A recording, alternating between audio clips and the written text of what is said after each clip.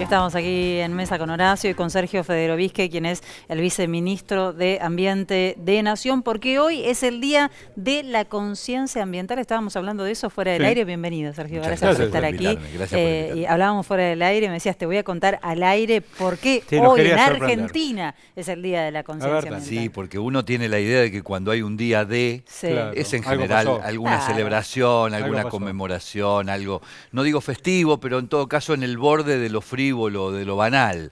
Y cuando uno habla del Día de la Conciencia Ambiental, cree que es simplemente para que nos comprometamos a ver cómo separamos la basura. Se conmemora un asesinato, un crimen, literalmente. 27 de septiembre de 1993, una pareja de señores, un hombre y una mujer mayores, tomando mate en el patio de su casa en la ciudad de Avellaneda, a 5 cuadras de la cancha de Racing, 7 cuadras de la cancha Independiente y 5 minutos del Obelisco. De pronto sale por la rejilla de ese patio un gas cianhídrico que los mata instantáneamente.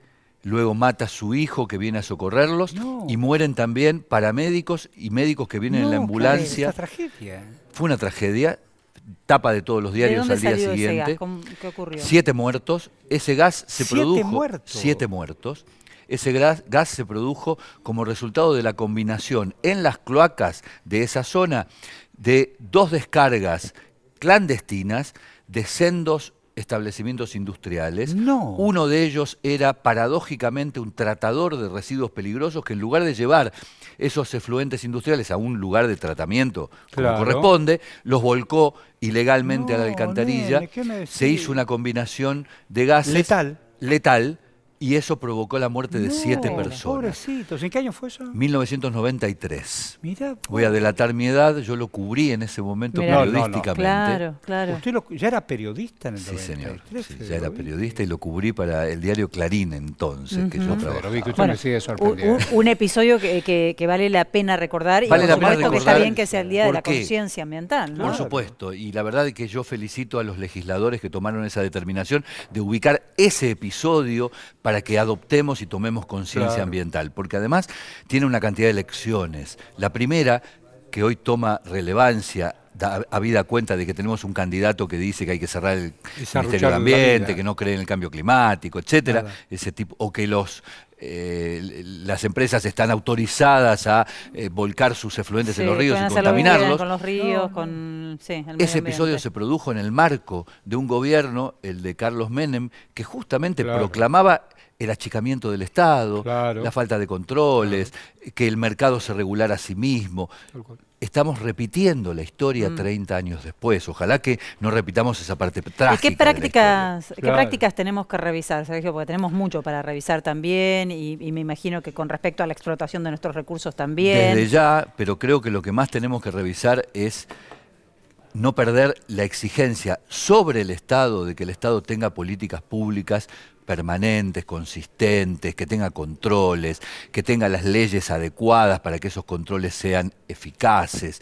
Estamos discutiendo en estos días, hemos propuesto al Congreso que discuta en estos días una adecuación, una modernización de la Ley de Residuos Peligrosos, que tiene justamente 30 años y que se aprobó al influjo de este episodio tan dramático que se produjo en 1993. Y necesitamos esa normativa vigente, fuerte, consistente, pero además un Estado que se haga carne de eso. ¿Vos sabés que el otro día se había reunido la Comisión de Agropecuaria y en diputados? Yo le decía a algunos y algunas, no solamente diputados y diputadas, es decir, ¿qué hacemos? Vendemos mucha vaca, poca vaca. Digo, muchachos, ustedes las parieron, por ejemplo, en Chaco y Formosa, y las bajaron a alimentarse en las islas que están frente a Entre Ríos. Me quemaron el pasto, llenaron de humo Rosario, Buenos Aires. Total, la vaca. Tranquilo, muchachos. Arruinaron el suelo argentino. Vos hiciste el negocio. Entonces, hay una conciencia, sí, de los de a pie, pero los factores de poder todavía no tomaron nota. Es que los factores de poder no van a tomar nota, sean cuales sean, salvo que haya un Estado que así se los imponga.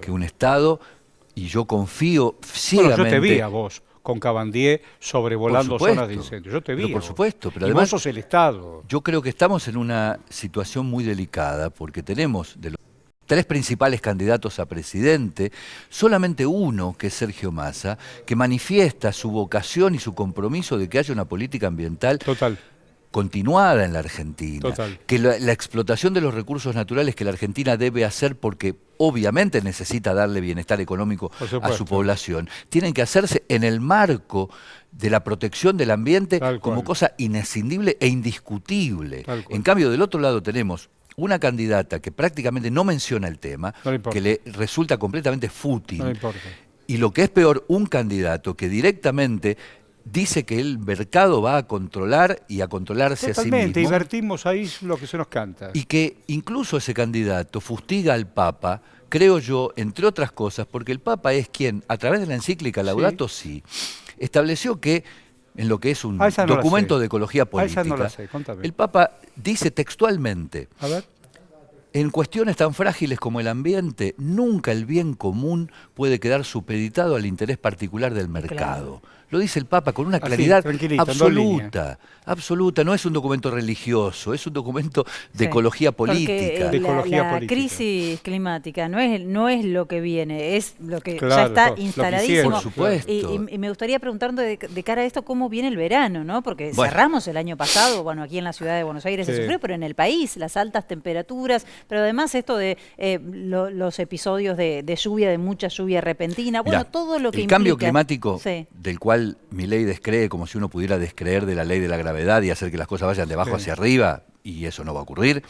El cambio climático tiene una de las consecuencias más visibles en aquello que los científicos denominaron la agudización de los extremos. ¿Qué es eso? Que son eventos que siempre existieron, pero que ahora, como resultado del calentamiento global, aparecen más pronunciados, más agudos, más intensos, más violentos, más frecuentes. Entonces las sequías son más largas en el tiempo y más brutales, las inundaciones son bestiales, las olas de calor y las olas de frío son cada vez más agudas. Los incendios forestales, que son una consecuencia directa del cambio climático. Buenos Aires armó un paredón con un barrio que se llama Puerto Madero, y todo el aire me viene del río y me lo ataja el cemento, y en Rosario pasa lo mismo, y etcétera, etcétera, estamos en problemas. Es que vos acabás de decir algo que tiene mucha importancia respecto de cuál es la agenda que para países como la Argentina es trascendente en materia de cambio climático. Y la agenda es la adaptación, es decir, reducir la vulnerabilidad de la sociedad y darle respuestas ante un escenario como el cambio climático, que es claramente adverso y que ya claramente está instalado. Necesitamos que la sociedad sufra menos. Que la Argentina sufra menos, por ejemplo, cuando hay una sequía y no tenga que perder 20.000 millones de dólares como acaba de ocurrir. Pero si hay un candidato que descree del cambio climático, indudablemente no va a tener ninguna política para eso. Gracias, Sergio. Al contrario, gracias por invitarme. Salute.